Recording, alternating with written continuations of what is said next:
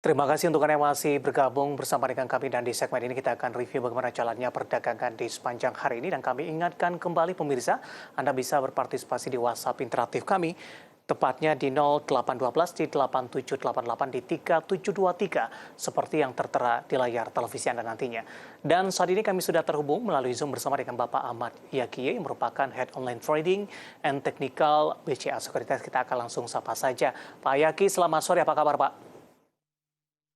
Ya, selamat sore Mas Dev. Baik. Terima kasih Pak Yaki sudah meluangkan waktu di IDX Channel. Hari ini indeks harga saham gabungan lebih dominan bergerak di zona hijau. Pak Yaki, posisinya saat ini beberapa menit jelang penutupan di 6754 begitu.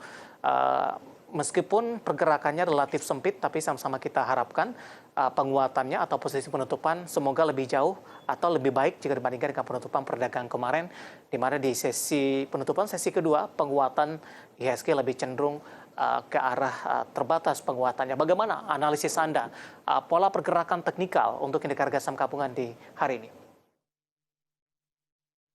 Ya, kalau lihat dari pergerakannya hari ini lebih cenderung didukung saham-saham sektor cyclical ya, yang naik sektornya 1,28%. Lalu ada sektor finance juga yang masih ada beberapa yang masuk penguatan lanjutan di 0,24 dan sektor kesehatan 0,3%.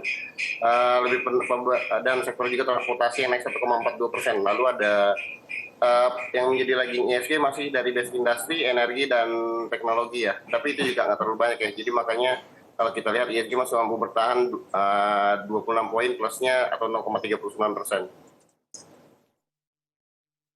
Dari sisi pola teknikalnya seperti apa, Pak Yaki, dari pergerakan indeks harga saham gabungan hari ini? Ya, kalau dari sisi pergerakan teknikalnya memang kami juga dari BCA Sekuritas sudah memperkirakan hari ini masih ada potensi penguatan lanjutan ya. Cuman memang kalau lihat dari pergerakannya masih rentanya masih agak rawan untuk koreksi kalau belum bertahan di atas 6790-an ya. Jadi cuman ini memang sudah berhasil tutup gap minor di bawah di area 6740-an, 6750-an. Jadi potensi besok harusnya masih bisa lanjut bullish ya kalau bisa bertahan di atas 6765 sampai 6795-an. Kalau menembus di 6795-an, bagaimana peluang untuk indeks harga saham gabungan untuk tembus kembali ke level 6.800-an, Pak?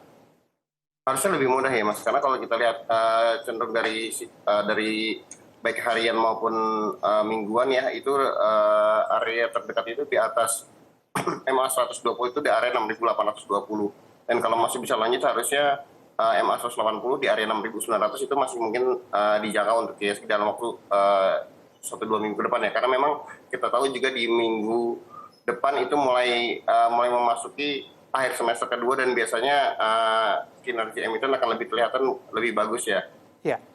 Bagaimana Anda melihat para pelaku pasar juga masih menunggu ini Pak Yaki terkait dengan kebijakan suku bunga Bank Indonesia yang akan berlangsung di 24 dan 25 Mei ini dan juga data PCE atau data inflasi dari Amerika Serikat yang akan dirilis di Jumat di penghujung pekan ini. Ya, kalau lihat dari dua data ini harus sih ruang untuk bagaimana menaikkan suku bunganya masih cukup terbuka ya Mas. Karena kalau kita lihat juga walaupun memang data ekonomi US sudah membaik, tapi belum berarti The Fed akan menghentikan laju kenaikan suku bunganya. Mungkin hanya sementara, tapi masih berpotensi naik. Dan untuk saat ini dengan kondisi ekonomi yang masih cukup stabil dan cenderung tumbuh di Indonesia, menahan suku bunga mungkin menjadi kebijakan lebih baik daripada menaikkan sih. Dan kalau dilihat data inflasi, mungkin pas di US sendiri masih terpaut kepada progres pembicaraan antara parlemen dan pemerintah terkait plafon hutang pemerintah sendiri. Karena kalau gagal kan potensinya default untuk hutang mereka. Itu yang menjadi concern yang lebih kuat sih di US sendiri. Baik, dari sisi sektor yang hari ini menjadi penopang indeks harga saham gabungan, lagi-lagi datang dari perbankan big cap, meskipun pergerakannya juga tidak seirama ini karena BMRI hari ini satu-satunya mengalami koreksi dan tampaknya menghambat laju penguatan indeks harga saham gabungan ke level resisten yang Anda sampaikan tadi 6765, kemudian juga ada di 6795. Kita ke BBRI terlebih dahulu Pak Yaki, dalam 3 hari berturut-turut BBRI sudah kembali menyentuh level tertingginya atau all time high-nya. Biasanya ketika saham-saham yang sudah menyentuh level tertingginya lebih cenderung tertekan terlebih dahulu, rehat terlebih dahulu. Tampaknya BBRI tidak mengalami hal demikian ini. Bagaimana analisis Anda secara teknikal dengan penguatan yang terjadi untuk BBRI? Ya, kalau dari program teknikalnya sendiri, tren penguatan masih harusnya masih mungkin terjadi ya, karena kalau kita lihat pergerakannya selama kenaikan 3 hari terakhir juga diikuti oleh volume perdagangan yang selalu meningkat ya dalam 3 hari perdagangan berturut. Jadi perdagangan volume secara perdagangan volumenya masih terus mensupport untuk kenaikan harga ini terjadi. Dan kalau kita dari foreign flow-nya 4 hari berturut asing selalu foreign net baik di saham BBRI sendiri. Kalau kita lihat perhitungan dari sejak dari tanggal 16 sampai 22 kemarin itu total sudah hampir 900 bio asing net buy di saham BBRI. Jadi harusnya ini menjadi katalis atau sentimen untuk trading jangka pendeknya di BRI masih cukup menarik sih.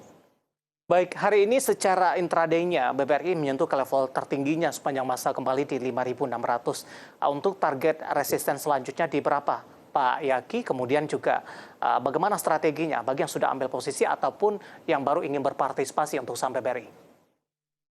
Ya, yang hari ini tertinggi BRI di 5.600, dan kalau kita lihat pergerakan BRI masih cenderung tertahan di area 5.600 ya. Jadi besok teman-teman bisa perhatikan di area 56 sampai 5875 kalau BRI-nya masih berputar di area situ dan cenderung tertahan tidak naik.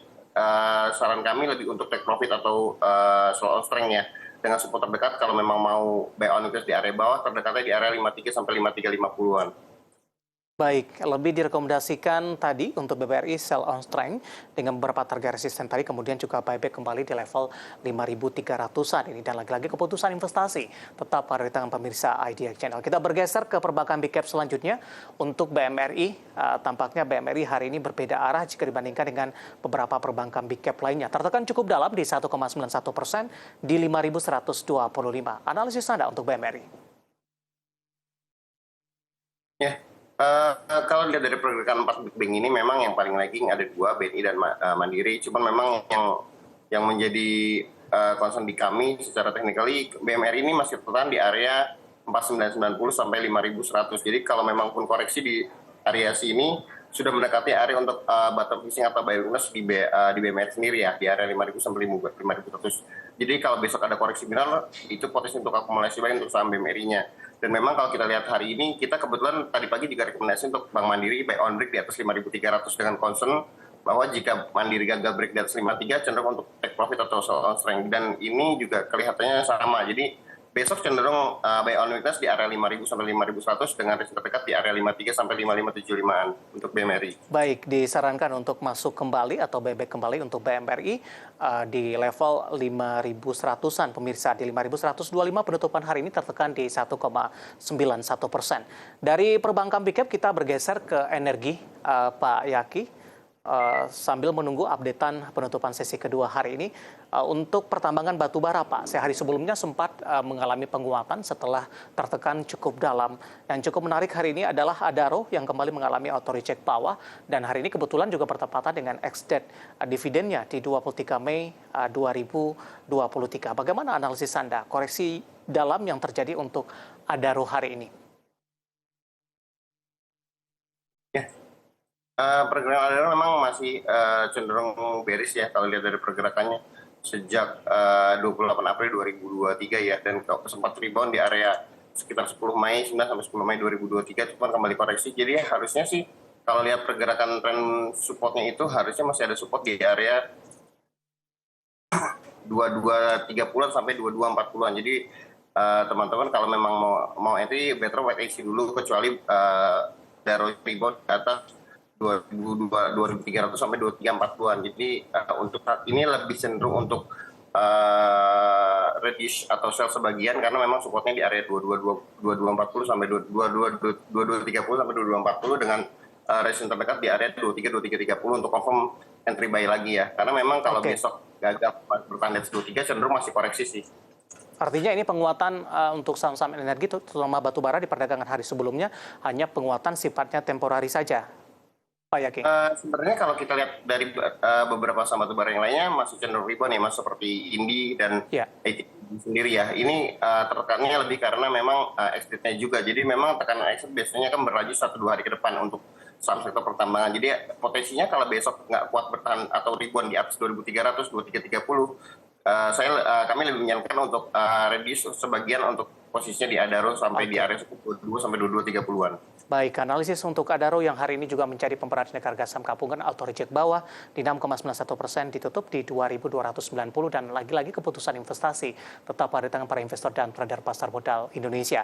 Pak Yaki, kita hold terlebih dahulu. Saya akan coba sampaikan bagaimana update dari penutupan indeks harga saham gabungan beserta beberapa data perdagangan lainnya yang berhasil dihimpun oleh tim redaksi kami. Di mana indeks harga saham gabungan pemirsa ditutup melemah, maksud saya menguat tipis di 0,10% di menit-menit terakhir jelang penutupan di sesi kedua hari ini, di mana IHSG ditutup di level 6.736,684 dan level ini juga tidak berbeda jauh dengan level penutupan perdagangan hari sebelumnya. Level tertinggi hari ini di 6.772,647. Selanjutnya kita akan coba lihat beberapa data perdagangan lainnya yang berhasil dihimpun oleh tim redaksi kami. Langsung saja kita ke grafis yang pertama. Kita akan coba lihat posisi penutupan beberapa indeks lainnya terlebih dahulu. Seperti MNC 36 ditutup menguat di 0,24% di 361,204. Jakarta Islamic Index melemah di 0,56%. Sementara LQ45 menguat seiring dengan penguatan indeks harga saham gabungan menguat tipis di 0,07% di 946,111. Kita akan coba lihat bagaimana rotasi pergerakan sektoral di sesi kedua hari ini. Kita ke grafis selanjutnya. Transportasi dan logistik memimpin penguatan di 1,43%. Konsumsi non-primer juga menguat di 1,37%. Teknologi tampaknya menjadi pemberat di 0,96% dan energi masih menjadi pemberat, tapi tekanannya hari ini relatif lebih terbatas jika dibandingkan dengan pelemahan yang terjadi di perdagangan hari-hari sebelumnya di 0,82%. Selanjutnya kita akan coba lihat saham-saham yang mengalami penguatan signifikan pemirsa yang menjadi penopang indeks harga saham gabungan sehingga masih ditutup di zona hijau. BBRI menguat di 5.500, tadi pun juga sempat kita bahas. BBCA juga menguat di 9.125. Gotoh ditutup di zona hijau di 115 dan BBNI juga ditutup menguat di 8.950. Selanjutnya saham-saham yang mengalami pelemahan yang cukup dalam yang masuk ke dalam deretan top loser pemirsa. BMRI baru saja kita bahas di 5.125. Medco hari ini juga mengalami koreksi cukup dalam dan sudah meninggalkan level 900-an, tepatnya di 840. ACES juga melemah di 605 dan PPTN juga tertekan di 1.280. Beberapa data di penutupan sesi kedua yang berhasil dihimpun oleh tim redaksi kami dan semoga bisa menjadi referensi untuk Anda, terutama dalam menghadapi perdagangan untuk keesokan harinya.